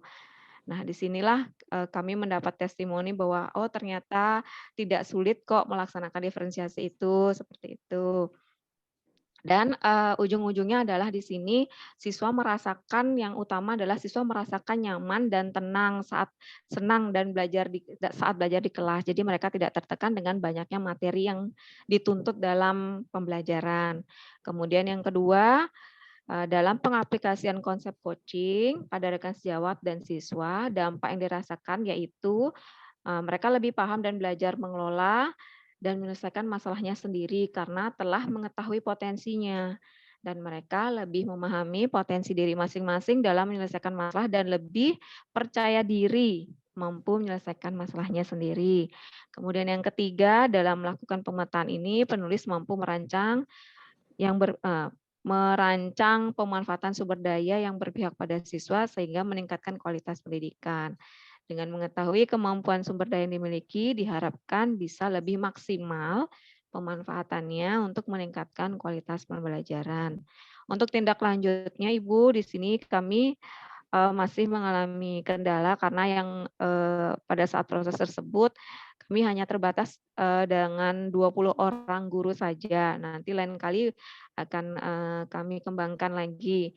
Nah, belum sempat saya mengembangkan, saya sudah harus dipindah tugaskan ke sekolah yang berbeda, jadinya ya mungkin sekarang saya baru hanya bisa mengontrol saja gitu. Sebenarnya sangat bagus untuk bisa dikembangkan berikutnya, untuk lebih luas lagi ke mata pelajaran yang lainnya. Kemudian di sini yang kedua adalah melakukan pengimbasan lebih lanjut dan menjadikan ini menjadi sebuah budaya positif di sekolah terkait coachingnya. Jadi sekarang teman-teman di sekolah kurang lebih 50% sudah memahami bahwa coaching itu perlu dan sangat harus diterapkan di kelas. Seperti itu. Kemudian hasil pemetaan sumber daya disebarluaskan kepada rekan sejawat untuk bisa dipahami bersama. Kemudian sama-sama merancang program yang berpihak pada siswa. Seperti itu Ibu, terima kasih. Mohon saran dan bimbingannya Ibu. Oke, saya pikir Ibu dia sudah bagus ya. Tadi katanya itu fokus di siswanya, tapi sebenarnya bisa saja kita fokus di siswa di anunya ya, fokus di guru ya, betul ya, fokus di pembiasaan guru untuk memberi dampak sama guru yang lain, seperti itu ya. Iya Ibu. Ya, nggak apa-apa. Jadi Ibu tinjauannya ke guru, karena Ibu sudah tahu konsepnya seperti ini. Apa yang saya tahu ini sebaiknya ditularkan sama guru yang lain, ya. Jadi itu.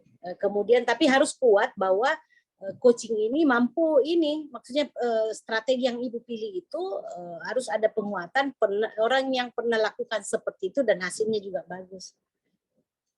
Untuk menguatkan, Ibu sudah ada hasil ya dengan teman, oke, itu sudah bagus sekali ya.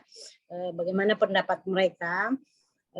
Tapi lebih bagus lagi kalau ada artikel juga mendukung seperti itu. Ya, orang yang pengalaman yang pernah melakukan seperti itu, enggak apa-apa ditambahkan gitu. Ya. Iya, Ibu. Iya, sudah bagus itu. Ya, terima Dari kasih. saya bagus ya, Ibu ini ya, Ibu Dia ya. Oke. Pak Vivin. Baik, terima kasih. Saya tidak menawarkan dulu kepada teman-teman karena saya ingin tanya ya sama Bu Dia. Ibu Dia, ada satu hal yang sempat saya bingung ya. Yang pertama, ya, terkait dengan fokus guru pada isi yang pembelajaran diferensiasi, Bu. Kalau itu pengimbasannya kepada guru, proses apa ya Bu? Proses apa yang bisa dilakukan ya untuk yang maksudnya yang pembelajaran diferensiasi? Kalau yang lain coaching mungkin oke, sumber daya itu oke. Untuk yang pembelajaran diferensiasi yang pengimbasannya kepada guru maksud saya. Karena Ibu kan fokusnya di guru ya. Apa ya Bu? Ya. Karena saya juga tertarik dan menarik ini Bu Dia.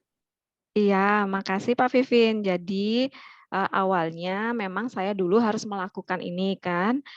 Saya dulu harus melakukan dulu di kelas seperti apa. Saya biar merasakan dulu seperti apa. Kemudian saya rekam itu videonya. Kemudian setelah diedit begitu jadi video. Kemudian ini saya share Pak hasilnya ini ke teman-teman. Nah dari situ setelah saya share, saya juga meminta teman-teman untuk membuat RPP diferensiasi. Nah, sesuai dengan mapelnya masing-masing. Nah, di situ saya mengumpulkan beberapa RPP dari teman-teman yang udah dibuat itu. Nah, terlepas dari benar dan tidak materinya, saya serahkan kepada mereka. Tapi yang penting konsep PSE dan diferensiasinya itu masuk karena kami di sekolah melakukan sistem pemetaan karakteristik siswa itu secara bersama-sama. Jadi dikoordinir oleh guru BK. Nah, di situ hasilnya disebarkan kepada guru ini yang ikut di komunitas praktisi disebarkan, kemudian kami merancang dari situ pembelajarannya.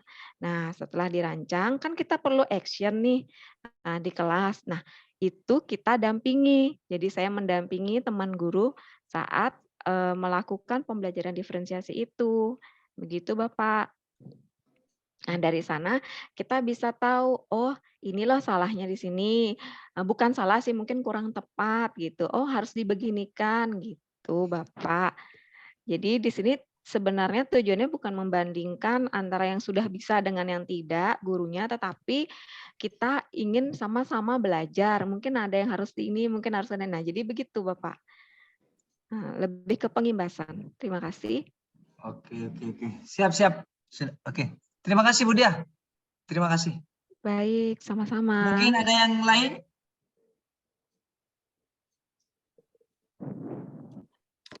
Oh, kalau enggak ada cukup saja ya pertemuan kita ya, nanti yang lain Kalau menyesuaikan tidak ya. ada, mungkin Ibu bisa memberi untuk menutup untuk Ibu dosen. Iya, di stop share Bu Dia. Stop share dulu Baik Bu Dia. Ibu, ya. Sebentar, laptop saya masih hang. Diam dia. Oke. Nah. Di mana ini dia? Oke. Sudah? Sudah. Oke. Baik, terima kasih kepada teman-teman yang sudah mempresentasikan untuk hari ini. Mungkin akan direfleksi ya, mungkin atau dievaluasi oleh Ibu dosen. Monggo, dipersilakan Ibu dosen. Oke, baik ya Pak Vivin, sudah dibantu jadi moderator, mengakomodir semuanya. Bapak Ibu, terima kasih kesempatan diberikan, boleh menyimak hasil presentasi dari teman-teman. Kita berharap bahwa apa yang ditampilkan teman itu bisa menjadi pembelajaran buat diri kita masing-masing ya. Apa yang masih harus kita perbaiki, apa yang memang masih kurang, perlu ditingkatkan ya. Dan saya mohon maaf kalau saya to the point ya. Saya to the point kalau ini. Saya takut lupa, saya pelupa. Jadi saya langsung motong kalau biasanya seperti itu. Jadi jangan ada yang tersinggung karena tidak ada orang yang sempurna ya Bapak Ibu ya. Makanya tidak ada yang sempurna, semua kita belajar di sini, tidak ada yang ini. Kemudian hasil dari presentasi tadi, saya pikir semua sudah mengerti apa yang memang harus diperbaiki. Saya berharap nanti di finalnya nanti tulisan kedua ini semua sudah bagus ya. Jadi yang pertama yang harus diperhatikan itu adalah penulisan sesuai dengan standar yang sudah diberikan. Mau ukurannya berapa, fontnya bagaimana,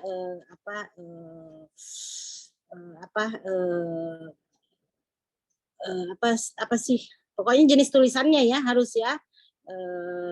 Yang pinggir-pinggirnya itu apa sih lagi namanya? Intinya sesuai dengan template Bu ya. Ya, sesuai template yang dibagikan ya. Kemudian jangan pernah lupa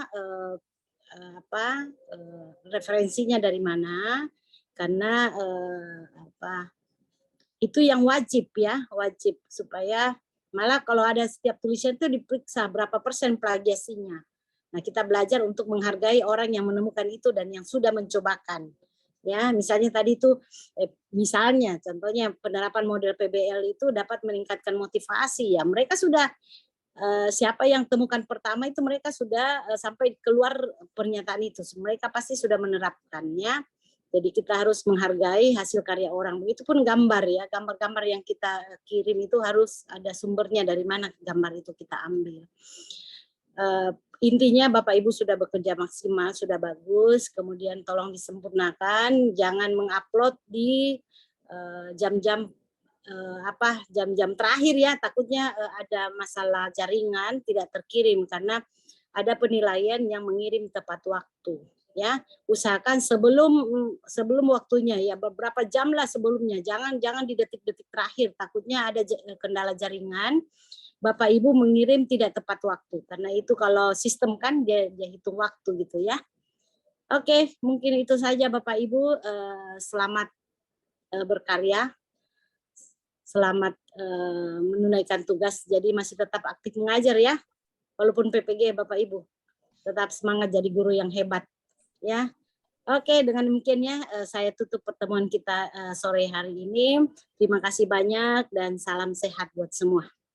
Terima kasih, Terima kasih Ibu. Terima kasih. Ya, Terima kasih terima Bu. kasih. Ya, Makasih. makasih. Terima kasih Bu. Mana pengantin? Bagus, sudah